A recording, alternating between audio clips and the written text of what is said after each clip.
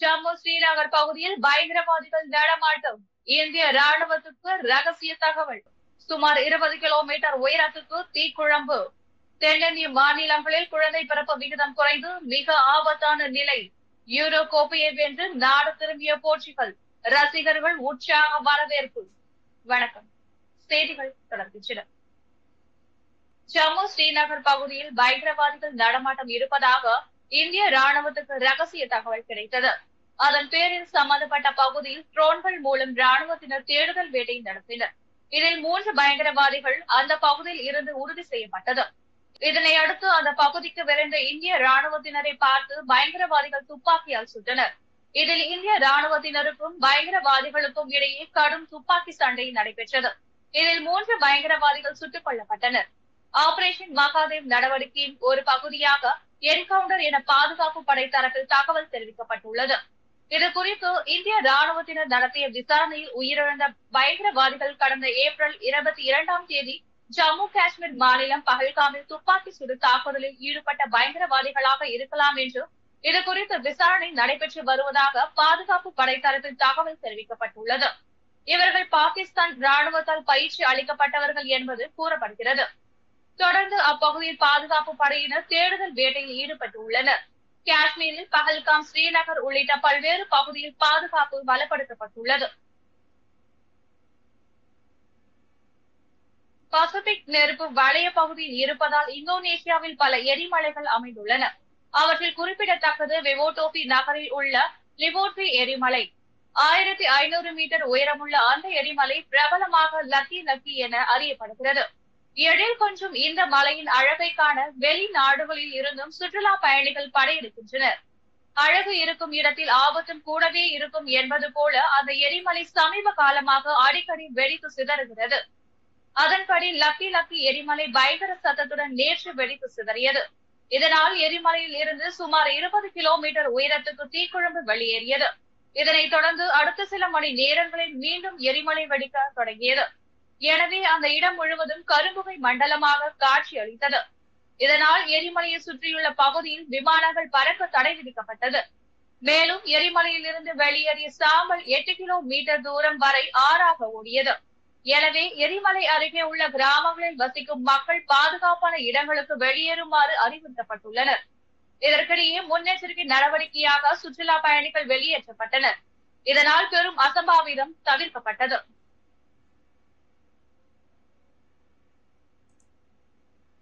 தமிழகம் முழுவதும் ஆடிப்பெருக்கு விழாவில் அனைத்து தரப்பினராலும் இன்று உற்சாகமாக கொண்டாடப்பட்டு வருகிறது. அதிகாலை முதலே ஏராளமான பெண்கள் கைகளில் மங்கள பொருட்களை பாத்திரங்களில் எடுத்து வந்து காவிரி ஆற்றின் படித்துறையில் தலைவாழை இலையை விரித்து அதில் பழங்கள், பலகாரங்கள், காப்பரிசி, காத்தோலை, கருகமணி, மஞ்சளில் தோய்த்த நூல், அருகம்புல் ஆகியவற்றை படைத்து வழிபட்டனர். சாம்பிராணி தூபம் காண்பித்து சூடம் ஏற்றி காவிரி அன்னையை வழிபட்டு அனைவருக்கும் காண்பித்தனர். காவிரி அன்னையை வணங்கி எப்போதும் பெருகி வந்து நாட்டை வலுப்படுத்த வேண்டும் என்ற ஊக்கமாக பிரார்த்தனை செய்தனர். தொடர்ந்து மூத்த சுமங்கலி பெண்கள் முதலில் மற்றவர்களுக்கு மஞ்சள் கயிறு கழுத்தில் கட்டினர். அதனைத் தொடர்ந்து அனைத்து பெண்களும் மஞ்சள் கயிறு கட்டி விட்டனர். ஆண்களுக்கு அவர்கள் கையில் கட்டினார்கள். புதுமண தம்பதியர் புத்தாடை உடுத்தி காவிரி அன்னையை வணங்கி ஆடிப்பெருக்கை கொண்டாடினார்கள்.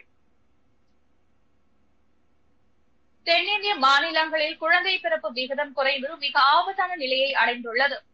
ஒரு காலத்தில் மக்கள் தொகை வளர்ச்சியில் தமிழ்நாடு அபரிமிதமாக இருந்து வந்தது. பின்னர் அரசு எடுத்த பல்வேறு முயற்சியால் மக்கள் தொகை கட்டுப்படுத்தப்பட்டது. ஆனால் கடந்த சில வருடங்களில் தமிழ்நாட்டில் குழந்தைகள் பிறக்கும் விகிதம் தொடர்ந்து சரிந்து வருகிறது. கடந்த 2020ஆம் ஆண்டு தமிழ்நாட்டில் 9.25 லட்சம் குழந்தைகள் பிறந்த நிலையில் கடந்த ஆண்டு 8.47 லட்சம் குழந்தைகள் மட்டுமே பிறந்துள்ளது. கடந்த 2020ஆம் ஆண்டு தமிழ்நாட்டில் 9.25 லட்சம் குழந்தைகள் பிறந்த நிலையில் கடந்த ஆண்டு 8.47 லட்சம் குழந்தைகள் மட்டுமே பிறந்துள்ளது. பிறப்பு விகிதம் என்பது கடந்த 2023ஐ காட்டிலும் 2024ஆம் ஆண்டில் 6.09% சரிந்துள்ளதாக புள்ளி விவரங்கள் தெரிவிக்கின்றன. தற்போதுள்ள இந்திய மக்கள் தொகை கணக்கீட்டின்படி மக்கள் தொகை அதே அளவில் நீடிக்க ஆண்டுதோறும் பிறப்பு விகிதம் தேசிய அளவில் 2.10% இருக்க வேண்டும். ஆனால் இந்திய அளவில் இது 1.90% உள்ளது. தமிழ்நாட்டு அளவில் 1.40% உள்ளது. தென்னிந்திய மாநிலங்களில் குழந்தை பிறப்பு விகிதம் குறைந்து மிக ஆபத்தான நிலையை அடைந்துள்ளது. தமிழகம் 1.4, ஆந்திரா 1.5, தெலுங்கானா 1.5, கேரளா 1.5, கர்நாடகா 1.6, வட மாநிலங்களான பீகார் 3.1%, உத்தரப்பிரதேசத்தில் 2.7%, மத்திய பிரதேசத்தில் 2.9% உள்ளது.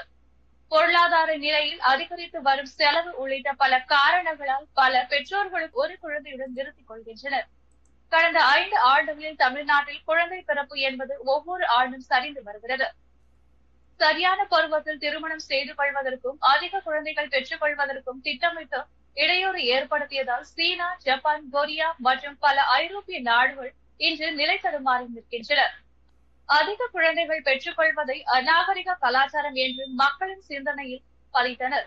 வலுக்கட்டாயமாக குடும்ப கட்டுப்பாடு திட்டத்தை செயல்படுத்தினர். அமெரிக்க அதிபரான டிரம்ப் கடந்த ஜனவரி மாதம் பொறுப்பேற்றார். அதைத் தொடர்ந்து அமெரிக்கா மீது பிற நாடுகள் விதிக்கும் வரியை போலவே அதே அளவுக்கு வரி விதிக்கப் போவதாக அறிவித்தார். கடந்த ஏப்ரல் 2ஆம் தேதி இந்தியா உள்ளிட்ட நாடுகள் மீதான வரி விதிப்பை அறிவித்தார். பின்னர் வர்த்தக ஒப்பந்தம் செய்து கொள்ள கால அவகாசம் அளிக்கும் வகையில் வரி விதிப்பதை 90 நாட்கள் ஒத்திவைத்தார். கடந்த ஜூலை 9ஆம் தேதி அமலுக்கு வருவதாக இருந்த வரி விதிப்பு ஆகஸ்ட் 1ஆம் தேதிக்கு ஒத்திவைக்கப்பட்டது. இந்தியா, அமெரிக்கா இடையே வர்த்தக ஒப்பந்தம் ஏற்படுவதில் இழுபறி நீடித்த நிலையில் இந்தியா இறக்குமதி பொருட்களுக்கு 25% டிரம்ப் அறிவித்தார். ரஷ்யாவிடமிருந்து கச்சா எண்ணெய் இறக்குமதியை இந்தியா கைவிட வேண்டும் என்று டிரம்ப் எச்சரித்து வருகிறார். இந்த நிலையில் ரஷ்யாவிடமிருந்து கச்சா எண்ணெய் வாங்க போவது இல்லை என இந்தியா முடிவு செய்து இருப்பதாக டிரம்ப் கூறியுள்ளார். இது தொடர்பாக டிரம்ப் அளித்த பேட்டியில் கூறியதாவது: இந்தியா இனி ரஷ்யாவிடமிருந்து கச்சா எண்ணெய் இறக்குமதி செய்ய போவதில்லை என்று தான் கேள்விப்பட்டேன். இது ஒரு நல்ல நடவடிக்கை என்று பாராட்டிய டிரம்ப், எனினும் இந்த விவகாரம் குறித்து தனக்கு உறுதியாக எதுவும் தெரியவில்லை என்றார்.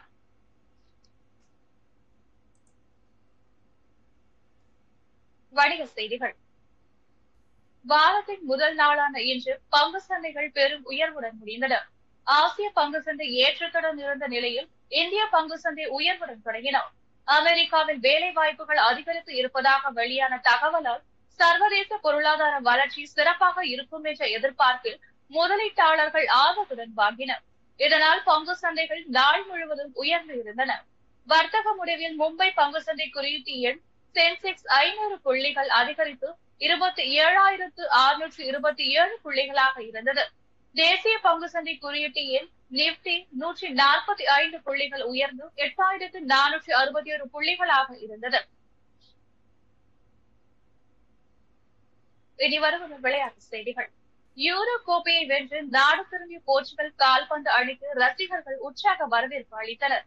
பிரான்சில் நடைபெற்ற இப்போட்டித் தொடரில் போர்ச்சுகல் அணி 2ஆம் சுற்றுக்கு முன்னேறுவதே சந்தேகம் என்று கருதப்பட்டது.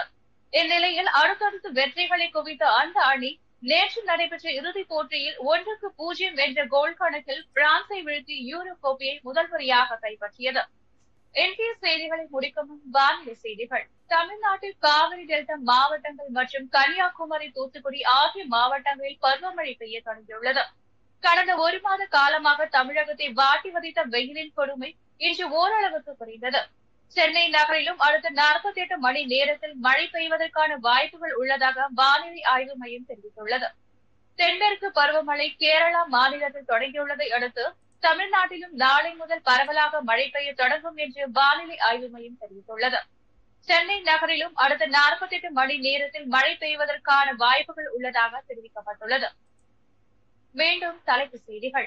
ஜம்மு ஸ்ரீநகர் பகுதியில் பயங்கரவாதிகள் நடமாட்டம், இந்திய ராணுவத்துக்கு ரகசிய தகவல். லக்கி எரிமலை பயங்கர சத்தத்துடன் நேற்று வெடித்து சிதறியது. சுமார் 20 கிலோமீட்டர் உயரத்துக்கு தீக்குழம்பு. தென்னிந்திய மாநிலங்களில் குழந்தை பிறப்பு விகிதம் குறைந்து மிக ஆபத்தான நிலை. யூரோ கோப்பையை வென்று நாடு திரும்பிய போர்ச்சுகல் ரசிகர்கள் உற்சாக வரவேற்பு.